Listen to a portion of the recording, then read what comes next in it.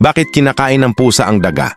Maraming dahilan kung bakit kinakain ng pusa ang daga at ito ay nakaugat sa kanilang likas na ugali at pangangailangan bilang mga carnivore. Narito ang ilan sa mga pangunahing rason. Likas na instinto bilang mga ngaso. Ang mga pusa ay likas na mandaragit o predators.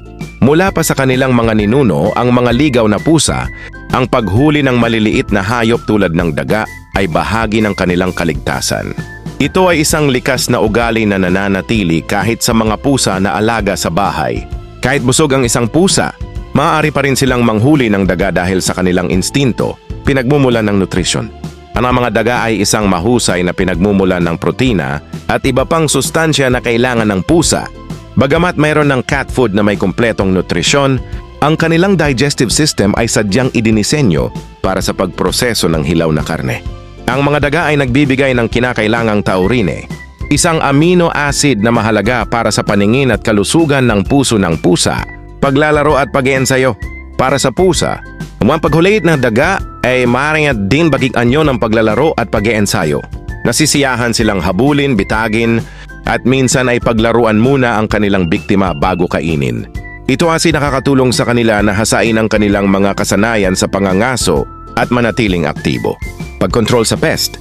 Sa bahay o sa bukid, ang mga pusa ay gumaganap ng mahalagang papel sa pagkontrol ng populasyon ng daga. Kung walang pusa, mas mabilis na dadami ang mga daga at makapinsala sa mga pananim, pagkain at ari-arian. Ito ang dahilan kung bakit matagal nang kasama ng tao ang pusa bilang proteksyon laban sa mga pest, pagbabahagi ng regalo. Minsan ang pusa ay nagdadala ng huling daga o iba pang biktima sa kanilang may-ari. Ito ay maaaring tingnan bilang isang regalo o isang paraan ng pusa upang ibahagi ang kanilang tagumpay sa pangangaso.